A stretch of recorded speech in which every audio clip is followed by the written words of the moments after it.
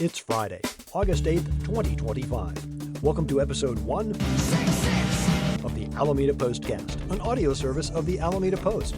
I'm your host, Scott Peeler. In this edition of the Postcast, Alameda Point complications. Busy times for our first responders. Back to school means new transportation and traffic patterns. The latest real estate sales. And plenty to keep you busy this weekend. These stories and more on this episode of the Alameda Postcast. Our top story: since episode 138 in January, we've been talking about Alameda's negotiations with energy company Pacific Fusion about the possibility of locating a research facility on Alameda Point with the promise of 250 jobs. Well, now that facility may be in danger of not happening, and part of the reason is an old problem: Chevron and the multiple delays in remediating their former refinery site. There's a lot to unpack here. All the way back in episode 54 in May of 23, we reported the San Francisco Bay Regional Water Quality Control Board had reached agreement with Chevron for the oil company to begin cleanup of the area. Part of the problem stems from the fact that no one was quite sure what the oily waste was. Kerosene byproducts, tar. The contamination has been a problem since Chevron closed the refinery and moved it to Richmond in 1903. The Navy basically covered it over. Over time, it turned into a game of the buck stops right over there somewhere. Chevron, which announced in 2024 that it was leaving California for Houston, requested a deadline extension for submitting a cleanup plan to the Water Board from February 28th to July 18th, so as to perform more soil testing to refine their plan. As it turns out, Chevron has not even started the additional testing, further aggravating tensions about the delays. Chevron has claimed that the city is to blame for not issuing permits in a timely fashion. The city has countered that Chevron did not seek permits until July and that they were then issued promptly. Meanwhile, on July 16th of this year, the New Mexico Economic Development Department and Pacific Fusion issued a joint news release announcing that they had signed a memorandum of understanding, quote, to pursue the siting of a research and development facility in Albuquerque, end quote.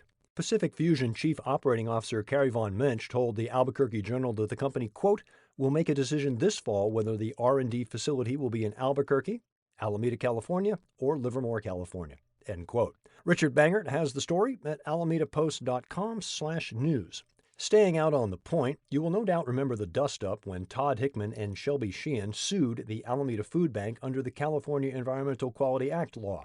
That was the case that brought the term historic parking lot into the Alameda lexicon. Recently, the Alameda Post has looked into that case and discovered that a series of CEQA and other lawsuits all share a common theme: Todd Hickman and Shelby Sheehan.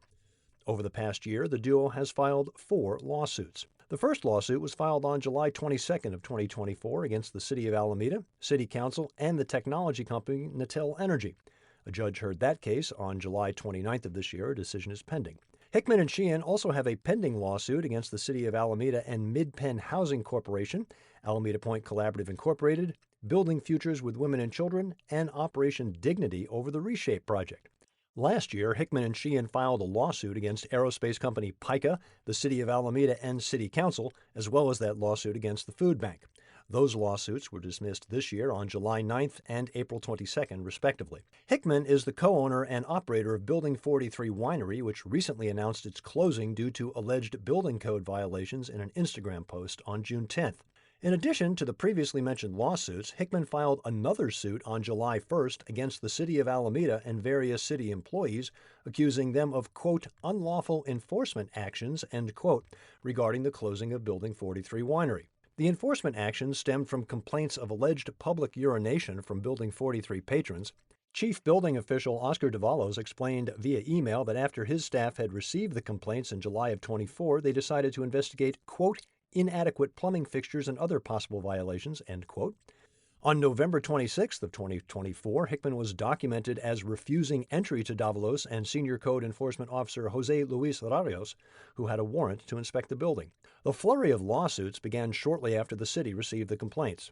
As I mentioned, the most recent lawsuit initiated July 1st of this year against Davalos, the City of Alameda, City Manager Jennifer Ott, City Attorney Yi Bin-Shen, and Mayor Ashcraft. I know we've spent quite some time on this story, but I've barely scratched the surface. Get all the details and the rather involved timeline at alamedapost.com/news. Monday afternoon at approximately 2:43 p.m., Alameda Fire Department personnel responded to a call for water rescue near the Ballena Bay Marina. Upon arrival, firefighters located an adult male in the water near the shoreline adjacent to Crown Drive.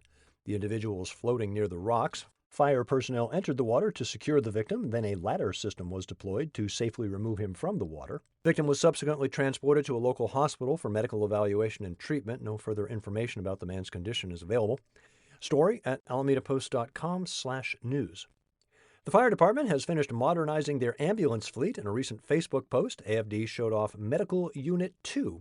The Ford F-550-based truck replaces the last of the old ambulances and was placed into service at Station 2, located at 635 Pacific near Webster. Look for more on the story later at alamedapost.com/news.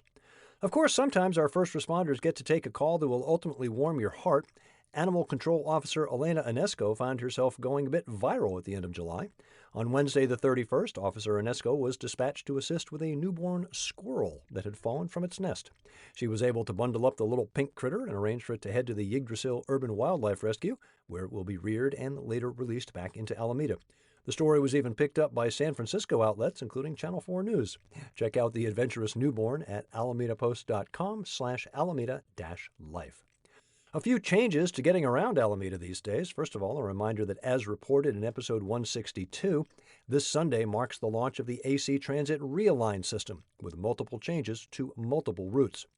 Ken Durr covered the complete overhaul in his article on July 8th. Find that article by heading to alamedapost.com and searching on the term Realign. That's REALIGN.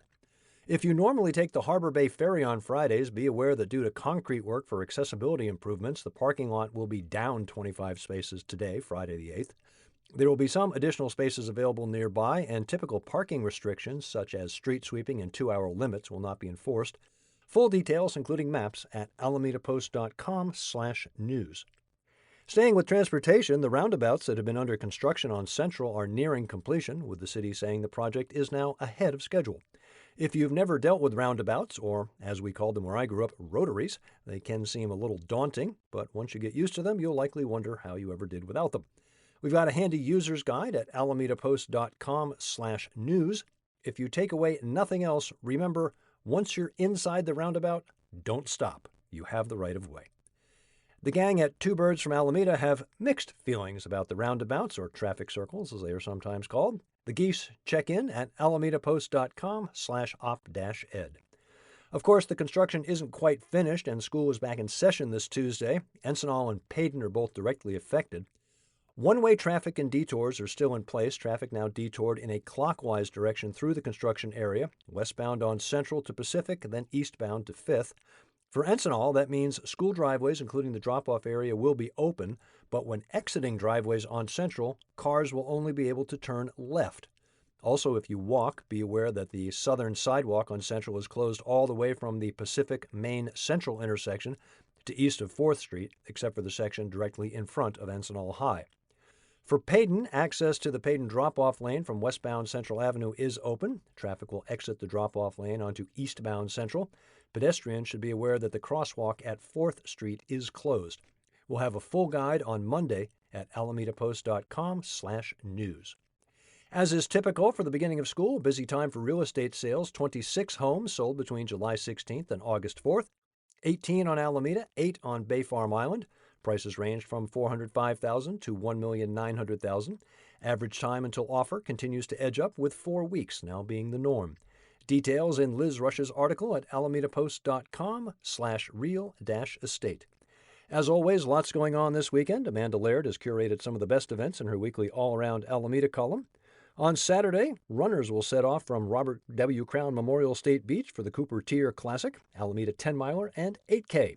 Races begin at 7 a.m. There will be a meet and greet with Cooper tonight, Friday.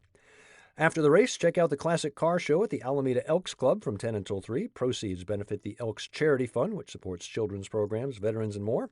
Saturday night, South Seas Swing on board the USS Hornet. And on Sunday, a women's pinball tournament featuring the Dolly Parton machine at the Pacific Pinball Museum. Details at alamedapost.com/alameda-life. You can support local news by heading to alamedapost.com/donate. Find the Postcast wherever you get your podcasts, or simply tell your smart device to play the Alameda Postcast podcast. I'm Scott Peeler, back next Friday with episode 167 of the Alameda Postcast.